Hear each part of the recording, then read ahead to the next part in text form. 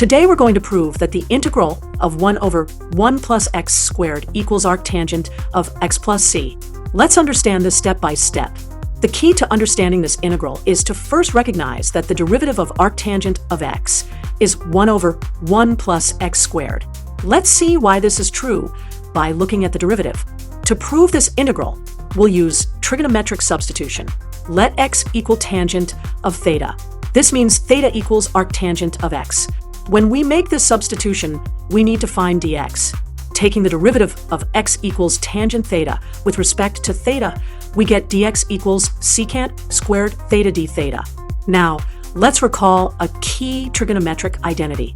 Secant squared theta equals 1 plus tangent squared theta. And since x equals tangent theta, this means secant squared theta equals 1 plus x squared. Now let's substitute everything into our integral. The integral of 1 over 1 plus x squared dx becomes the integral of 1 over secant squared theta times secant squared theta d theta. The secant squared terms cancel out, leaving us with just the integral of d theta. This gives us theta plus c. And since theta equals arctangent of x, our final result is arctangent of x plus c. To verify this result, we can take the derivative of arctangent of x plus c, which gives us 1 over 1 plus x squared. Exactly the integrand we started with. And that's how we prove that the integral of 1 over 1 plus x squared equals arctangent of x plus c.